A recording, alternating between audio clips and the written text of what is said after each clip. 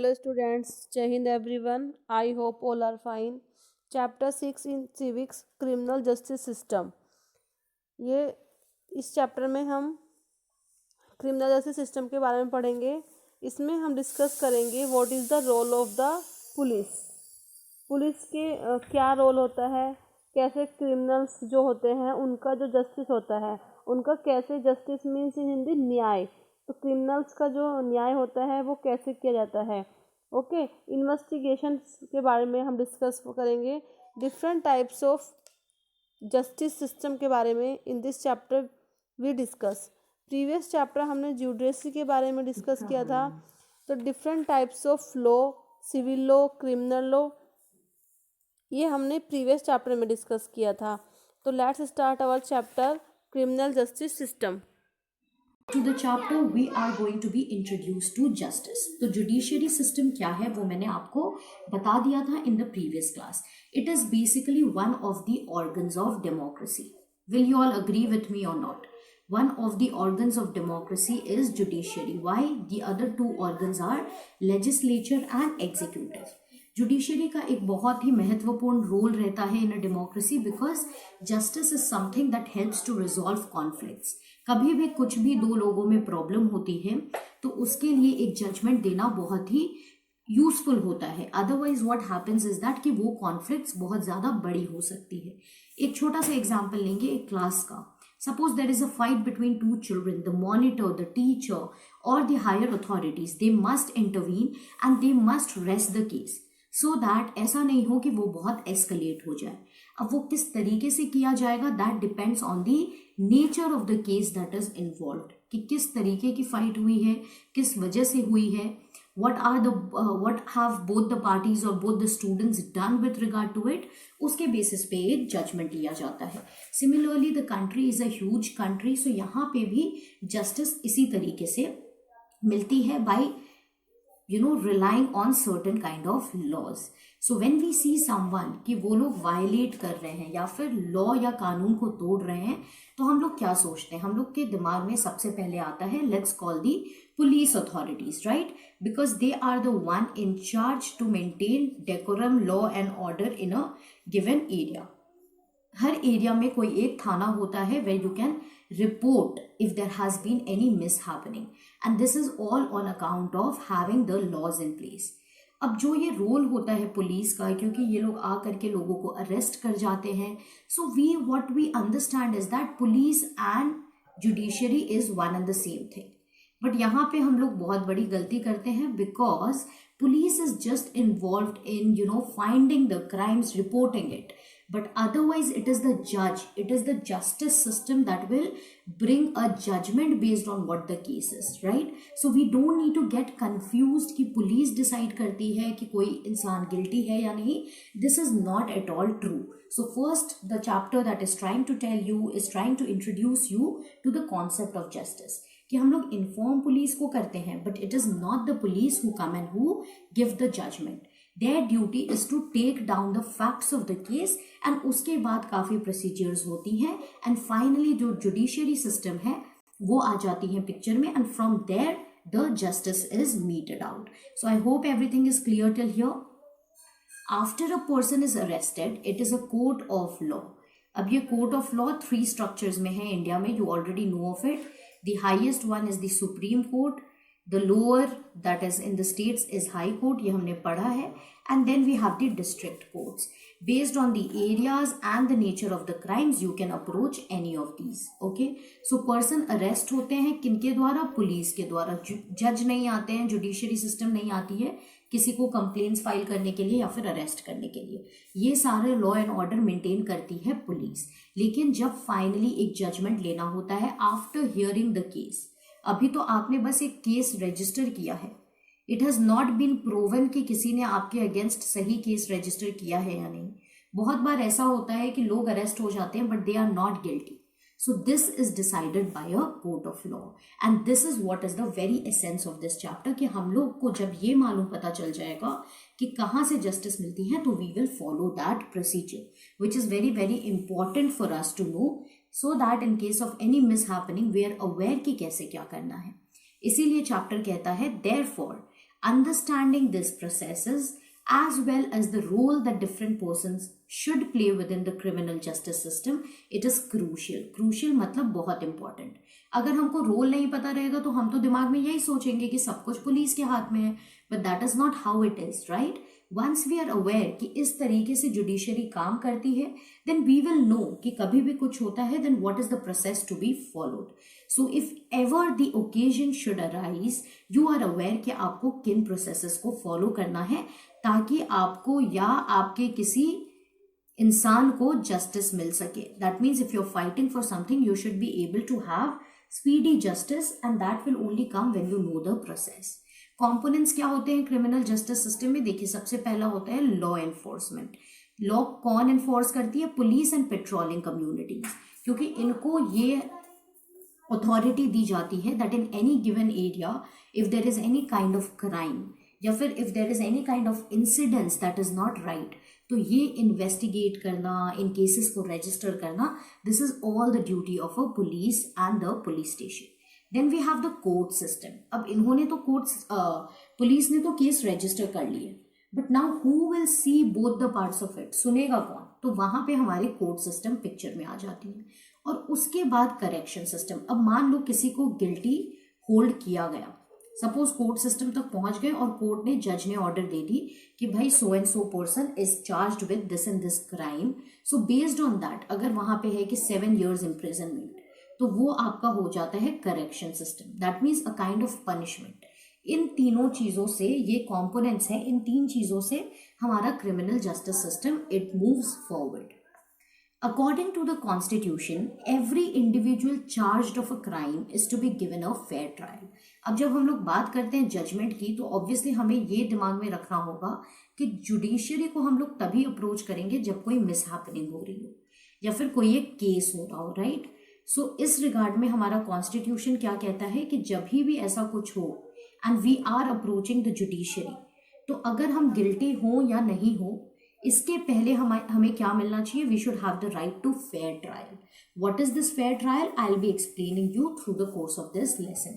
लेकिन अभी आपको क्या याद रखना है? You have to remember the word fair trial. What is the other thing that you need to remember? कि ये right to fair trial सारे individuals को मिलता है. All individuals get this right. And कौन देता है ये right हमें? Indian Constitution itself. So अब Constitution अगर right दे रही है सारे individuals को, that means it is something very important. What is the importance of it? As I told you, I'll be explaining you. Since this chapter talks about components of criminal justice system and understanding everything about it, तो अब हम बात करेंगे role of different individuals. तो जैसा हमने fair trial देखा, so here I have asked you, do you know what it means to get a fair trial? If I ask you what is the importance of fair trial, yeah, what does it mean? When can I say that yes, so and so person has had a fair trial? तो क्या आप समझ पाओगे? So we will be learning that through this chapter. Have you heard of an FIR? बहुत बार आप सुनते होगे. If you're a child, you must have heard your parents. You must have heard someone on the streets कि please FIR lodge कर दीजिए. Just in case ऐसा कुछ हुआ है, FIR lodge कर दीजिए. We've seen it in the movies. We've seen it in the TV series, right? Many a times discussion is made about it. So what exactly is this FIR? Where do we file it? When do we file it? Okay, and how can we file it? ये सारी चीज़ें मैं आपको बता दूंगी once we talk about FIR in the upcoming slides. Do you know who a public prosecutor is? अब यहाँ पे थर्ड इंपॉर्टेंट मेंशन है पब्लिक प्रोसिक्यूटर का. तो ये नेम कहाँ से आया, कौन है ये, क्रिमिनल जस्टिस सिस्टम में इनका क्या रिलेशन है? So all this things are a part of your criminal justice system. That means जब भी कोई क्राइम होती है तो उसके लिए जस्टिस मिलने के लिए हमें कौन सा सिस्टम फॉलो करना पड़ता है. Basically this is the meaning of this chapter. So we will understand कि किस तरीके से इंडिविजुअल्स इसमें इन्वॉल्व होते हैं and what can we do about it. So let's move forward and see, are there any constitutional provisions for justice? Yes, definitely. In the 5th chapter, when we were speaking about judiciary, I had told you that all human beings, all citizens of India have the right to justice. Okay? That means everybody can approach the court. And law is equal for everybody. हमने क्या बात की थी? Rule of law. That means even if you are a powerful person, if you're a politician, if you're a government servant, you will still be under the law. The law will be equal for everybody. इसी चीज को ensure करने के लिए हमारे constitution में, संविधान में कुछ प्रोविजंस दिए गए हैं ताकि सबको जस्टिस मिल सके. Mishappenings can happen with anybody, right? So if it is a poor person, if they are suffering, can they not have justice?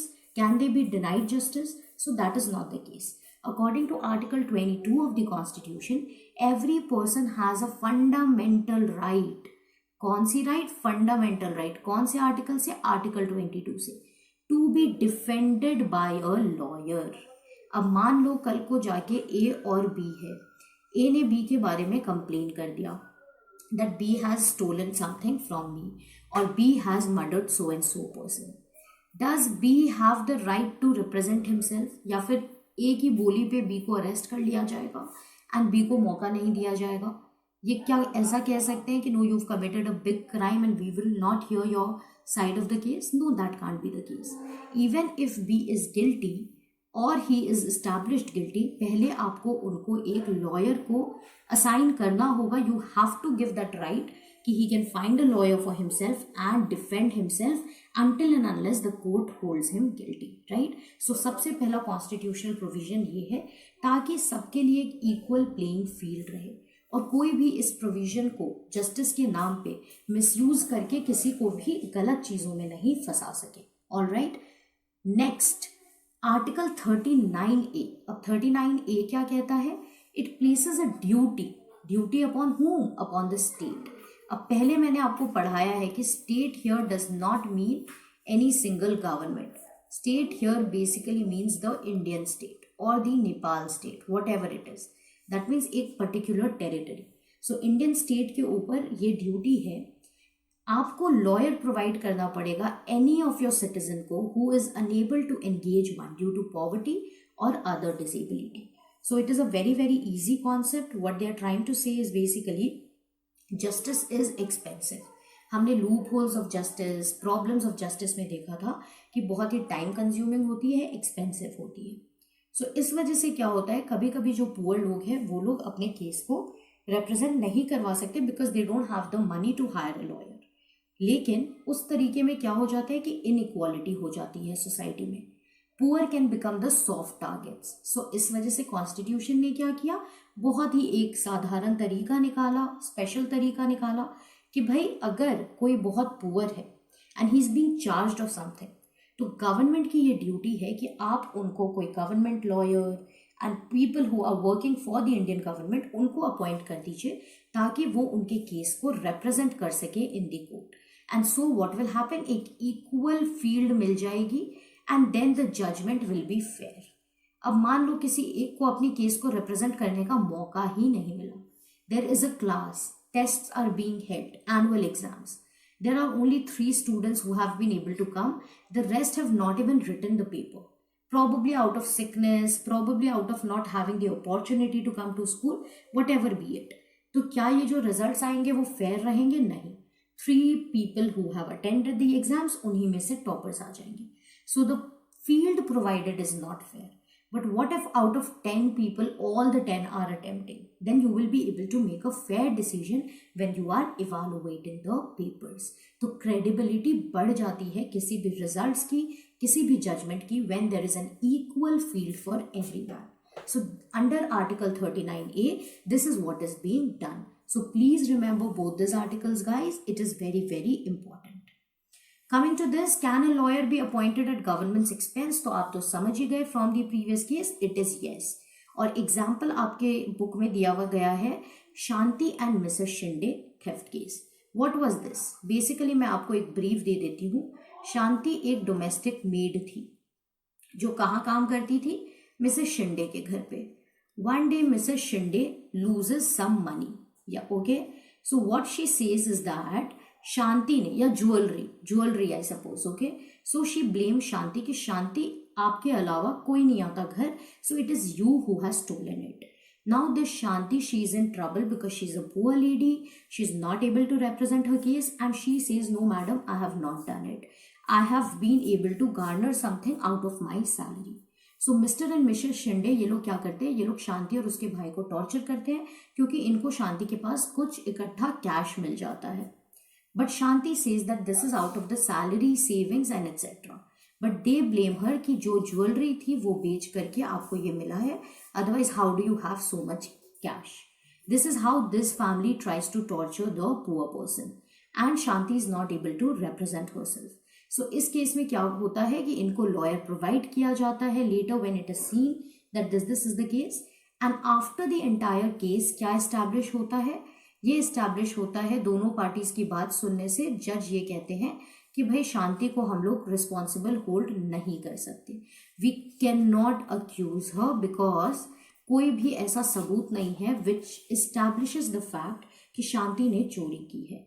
So in this way Shanti is saved from the kind of torture she would have had to undergo if she was not provided an opportunity of being heard. Is it clear? Had she not had a lawyer तो शायद शांति अपने आप को कभी भी नहीं दिखा सकती ये कि शी इज इनोसेंट.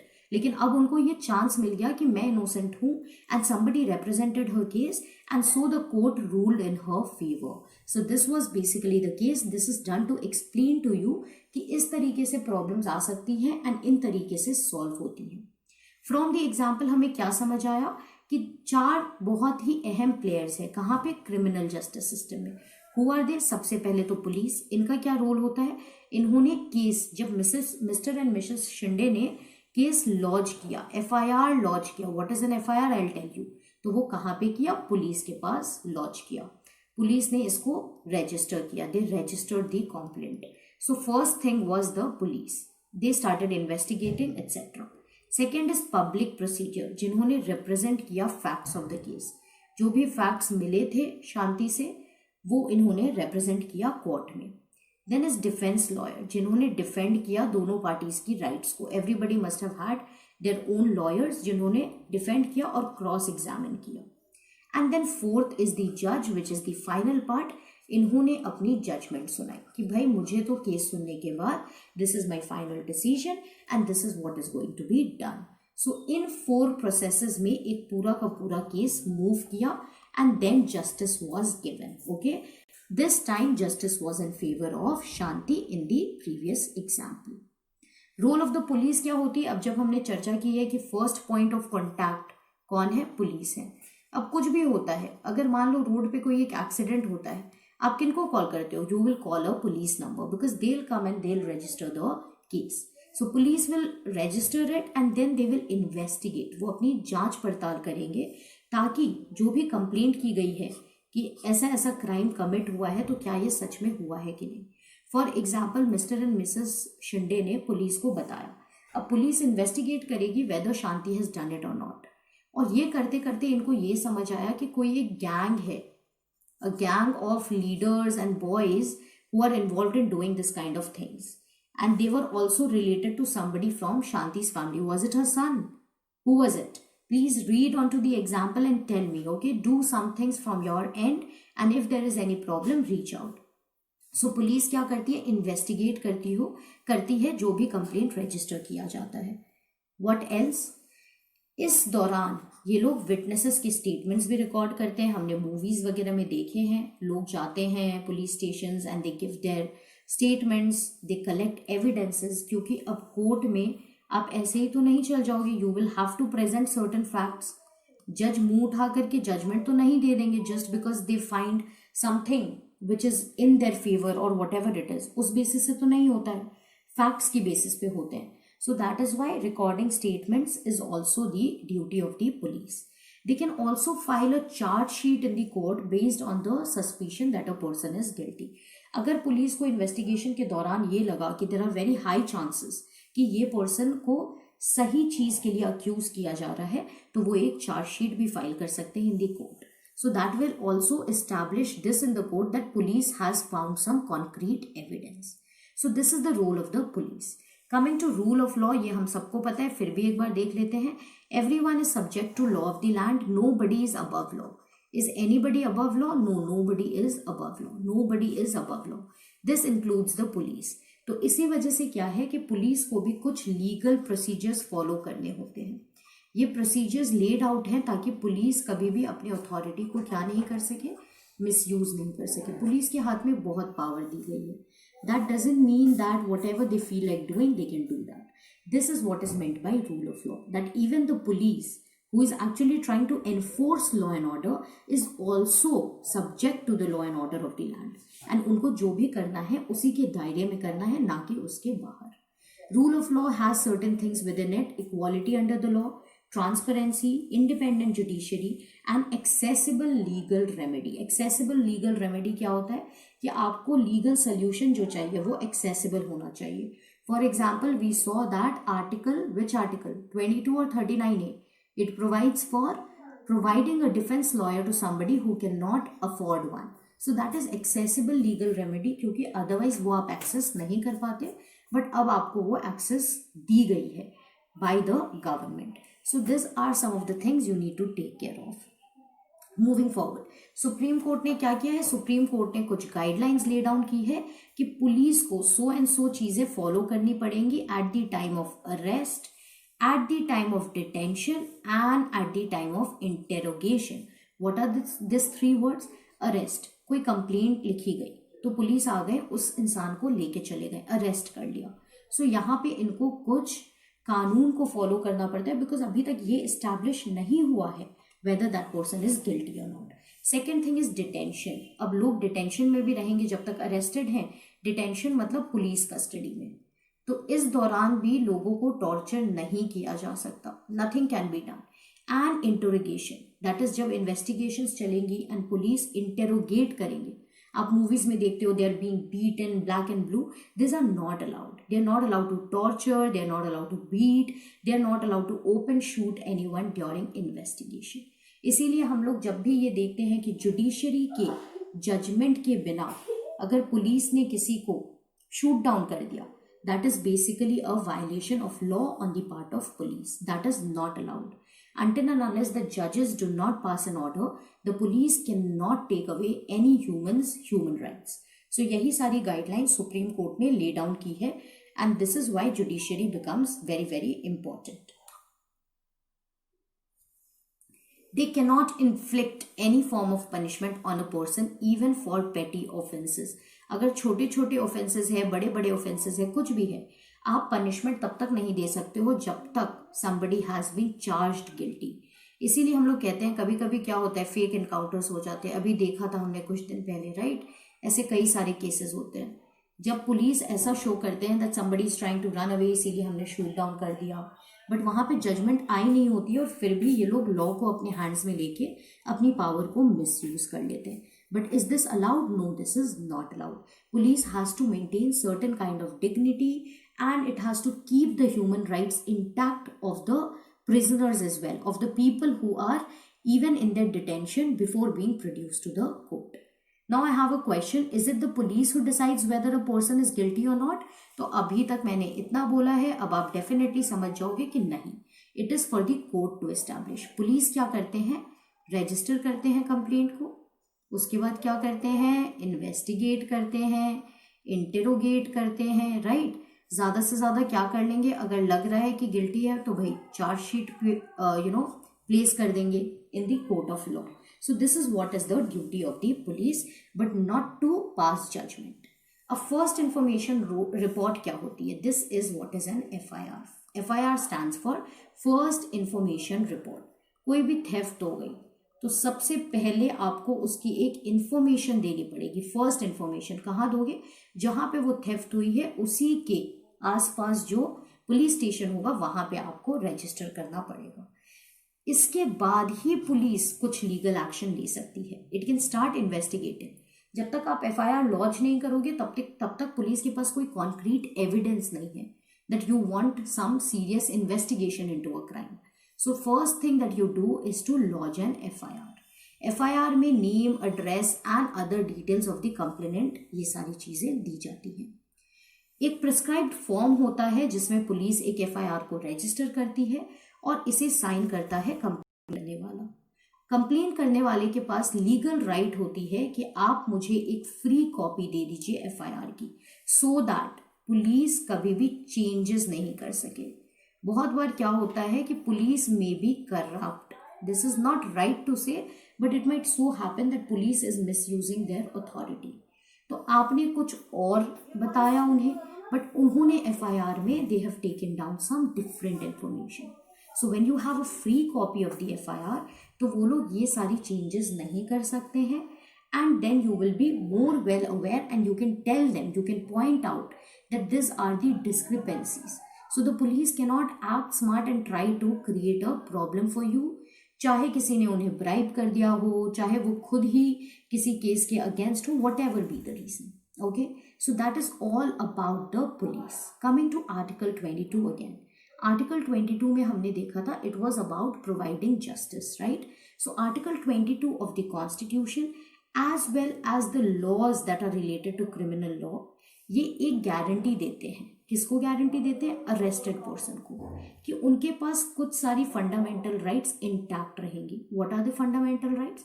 कि even if you are being arrested, you have the right to be informed at the time of arrest of the offense for which your person is being arrested. आज कोई आता है मुझे arrest करने के लिए, police आई कि मैडम आपके लिए कोई कंप्लेंट आई है and we are arresting you. What is my right? My right is to know for what offence I am being arrested. So this is one of the rights that is guaranteed by the constitution of India. The right to be presented before a magistrate within 24 hours of arrest. So यहाँ पे second चीज क्या बोली जा रही है? Arrest तो आपने कर लिया, मुझे बता दिया madam this and this is the offence that you are charged with, but what if I am not guilty? What if tomorrow I am stuck in the police station or the jail or whatever it is, and tomorrow, day after tomorrow, 3-4 दिन pass हो रहे, but there is nobody to take me somewhere. There is nobody to establish that I have not committed this act. So that will be violation of my right. So इसीलिए it is compulsory कि 24 घंटे के अंदर अंदर जब से आपको arrest किया गया है, from there 24 hours, you have to be presented before a local magistrate, ताकि आपके केस की हियरिंग स्टार्ट कर सके. The right not to be ill-treated or tortured during arrest or in custody. जब आपको अरेस्ट किया जा रहा हो या आप कस्टडी में हो already, you can't be ill-treated, you can't be demeaned, okay? Your rights have to be kept intact. आपको टॉर्चर नहीं किया जा सकता unnecessarily or necessarily. Nothing can be inflicted upon you which is in violation of the human rights. So these are some of the rights that are guaranteed by Article 22. Confessions made in police custody cannot be used as evidence against the accused. अगर police custody में हम लोग कुछ confess कर रहे हैं तो वो एक एविडेंस के तौर पे काम नहीं आएगा against the accused. A boy under 15 years and a woman cannot be called to the police station only for questioning. ये किस लिए किया गया है? सेफ्टी प्रोटोकॉल्स के लिए, कि पुलिस के नाम पे कुछ ऐसा नहीं हो कि this small children and these women, they are facing certain kind of problems. So as a safety tool, this has been provided. It can always be asked to you, give some of the provisions under Article 22 that need to be followed, which also help ensure that judiciary is easily accessible and the fundamental rights are maintained. तो आप इन 5 points में से कुछ भी लिख सकते हो. Coming to D.K. Basu guidelines. What are D.K. Basu guidelines? Supreme Court of India ने कुछ प्रोसीजर्स, कुछ रिक्वायरमेंट्स लिखी है that the police and other agencies, powerful agencies, need to follow when they are arresting somebody, detaining somebody और interrogating somebody. अभी मैंने कुछ देर पहले आपको बताया था, अरेस्ट, डिटेंशन एंड इंटेरोगेशन के समय पे police can not just do whatever it feels like. So these are a set of guidelines that have been given by Supreme Court, and these are what is known as D.K. Basu guidelines. So it can always be asked, D.K. Basu guidelines heard of are with regard to what? Police brutality, some other things. So it will always be related to police and justice and the human rights. अब first role हमने देख लिया था police का, उन्होंने अपना काम कर दिया. सेकेंड स्टेज पे अब हम लोग चल जाएंगे जहाँ पे हम लोग मिलेंगे पब्लिक प्रोसिक्यूटर से. Who is he? A criminal offense is regarded as a public wrong. What is meant by this is that it is considered to have been committed not only against the affected victims but against the society. Civil law और criminal law का difference हमने पढ़ा है, right? Civil law is more of personal law. इसीलिए यहाँ पे jail and this kind of things are not there. But under criminal law, what is the thing? Under criminal law, it is the public that is affected. So यहाँ पे public prosecutor को आना पड़ता है. In court it is the public prosecutor who will represent the interest of the state. जो भी interest है वो रिप्रेजेंट किया जाएगा पब्लिक प्रोसिक्यूटर के द्वारा. Role of the prosecutor begins once the police has conducted the investigation and filed the charge sheet in the court. What is a charge sheet? कि so and so person is thought to be guilty. That is the charge sheet against the accused person. Public prosecutor क्या करेंगे? उस case को represent करेंगे, interest of the government of the state को represent करेंगे after the police is done with its role. Now comes the role of the जज. सो जज, who is the जज? जज इज लाइक एन अंपायर. जैसे कि रेफरी होते हैं एक फुटबॉल मैच में, सब कुछ चल रहा है, गेम मस्त चल रहा है, बढ़िया चल रहा है, everything is going fine, but the referee will decide कि कोई फाउल हुआ है क्या, कोई पेनल्टी लगनी है क्या, कोई येलो कार्ड दिखाना है क्या. Same with the umpire. If the umpire doesn't succeed, we also have go to the other umpire, right? So the trial is conducted impartially, the match is conducted in a fair manner and in an open field, here in an open court. जज क्या करेंगे? सारे witnesses को सुनते हैं जिनके statements police ने record किए हैं ड्यूरिंग द इन्वेस्टिगेशन. कोई भी other evidence presented by the public prosecutor वो भी जज देखते हैं. ये सारी चीज़ें वो सुनते हैं और फिर वो अपनी जजमेंट देते हैं. इस बेसिस पे वो ये डिसाइड करते हैं, इन सारी चीज़ों के बेसिस पे, कि क्या जो पर्सन को अक्यूज कर रहे हैं हम लोग, क्या वो सच में गिल्टी है ऑफ दैट क्राइम या फिर वो इनोसेंट है और फॉल्स चार्जेस में फ्रेम किए जा रहे हैं. It is not always necessary कि अगर आप कोर्ट में प्रेजेंट हो that means you have committed something. नहीं, कभी कभी लोग आपके अगेंस्ट फॉल्स चार्जेस भी प्रेस कर देते हैं. सो हियर द जज becomes very very important because जज की एक जजमेंट से either you will spend your life endorse even if you are not guilty, and if अगर कोई गिल्टी है उनको वापस छोड़ दिया तो वो भी एक समस्या है for the society because he can again cause harm. So the role of the judge is very very important in the judiciary system. Fair trial. What is a fair trial? कि जब ट्रायल मिल रही है, okay, तब आपको article 21 में ये कहा गया है, आर्टिकल 21 आपका अपहेल्ड होता है. What is article 21? Right to life and personal liberty. Right to life and personal liberty. Is it or is it not? Is it or is it not? If you don't know, please check this, okay? Please learn this. It is an important right. It is significant. मतलब it is important that the judge decides the matter only on the basis of the evidence before the court. ना कि because he is biased towards some party या फिर ना कि because he is pressurized कि please आप इनके favour में जजमेंट दो. ये सारी चीज़ें नहीं होनी चाहिए. जज की क्वालिटीज़ है इम्पार्शियल होना, करेक्ट होना एंड एविडेंसेस के तौर पे काम करना, ना कि इमोशंस के. So all of this will ensure that a fair trial is received by somebody. Example of a fair trial, तो अगर हम लोग शांति और शिंदे के केस में ही देख लें, शांति को एक चार्जशीट दी गई थी, other evidence that the prosecution presented against her. Shanti को ये कह दिया गया था, ऑलमोस्ट एस्टैब्लिश कर दिया गया था from the police and the prosecutors and that you have been charged guilty. इनको कौन सी ऑफेंस से चार्ज किया गया था? थेफ्ट, चोरी, which was defined as a crime, मतलब क्रिमिनल लॉ में आता है ये. लेकिन उसके बाद ट्रायल किया गया. ट्रायल कहाँ पे हुआ? ओपन कोर्ट में, और पूरी पब्लिक उसे व्यू कर सकती थी, ना कि under private rooms. Her brother Sushil also could attend the court hearings. Trial किसके प्रेजेंस में हुआ था? In presence of the accused. Shanti को किसने डिफेंड किया था? एक उनके लॉयर ने, जो कि गवर्नमेंट ने प्रोवाइड की थी. एडवोकेट जो रॉय थे उनको अपॉर्चुनिटी दी गई थी क्रॉस एग्जामिन करने को. किनको क्रॉस एग्जामिन किया जाता है? प्रोसिक्यूशन के विटनेसेस को. दैट मीन्स जिन्होंने अक्यूज किया था, the party that has accused कि शांति ने ऐसा कुछ किया है, उनके लॉयर और उनके विटनेसेस को कौन क्रॉस एग्जामिन कर सकता है? शांति के lawyer. Advocate Roy was given an opportunity to present witnesses in Shanti's defence. इनको ये भी बोला गया था कि अगर आपके शांति के डिफेंस में आपके पास कुछ है, कोई भी सबूत है, तो प्लीज उसको पेश कर दीजिए. Although the police filed a case of theft against शांति, लेकिन जज ने लास्ट में ये बोला कि नहीं, शांति is innocent. Going by the facts of the case we can't see that Shanti is guilty.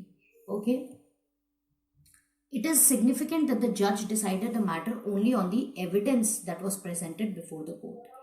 जज कोई भी कंक्लूजन पे ऐसे ही नहीं आ गए, ना ही उन्होंने ये बोला पहले शुरू में कि शांति गिल्टी नहीं है, और ना ही ये बोला कि नहीं भाई ये तो मेड है, इसने पैसों के लिए चोरी कर ली होगी. He kept it open. Okay, he kept his options open कि मैं केस सुनूंगा and based on the evidences I will decide what it is. So the जज remained impartial. He did not favour any side.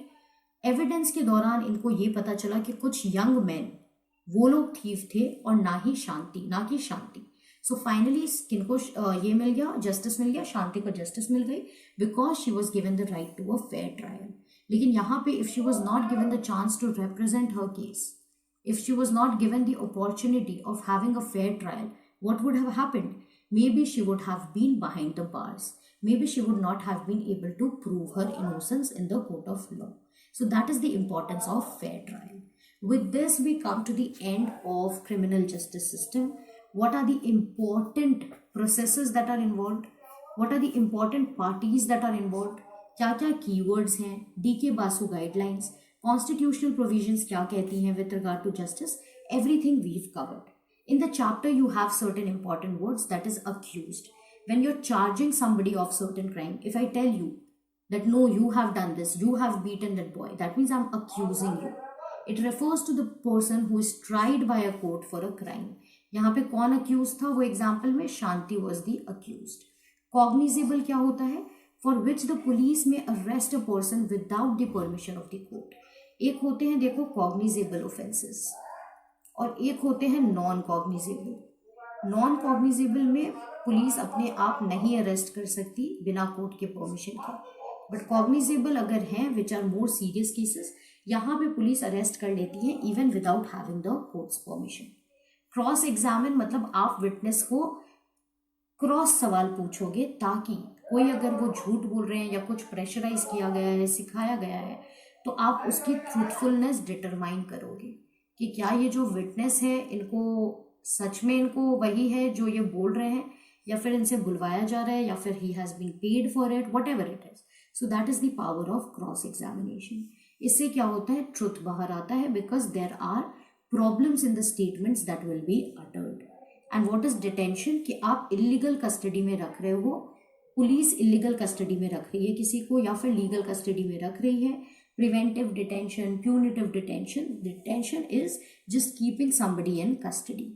Impartial मतलब fair रहना, biased नहीं होना, किसी को फेवर नहीं करना at any cost. Whatever you have to do is to be based on evidences. Offence क्या है, anything for which there is a law that defines that this thing is a crime. So if any law defines a particular thing as a crime, then the conduct of that crime would be known as an offense. So these are some of the keywords you have in the chapter. The rest is to be charged of a crime. That means trial judge ने देख लिया in writing of the offense for which he or she will face trial. मतलब आप किस चीज के लिए, किस crime के लिए you are going to face a trial.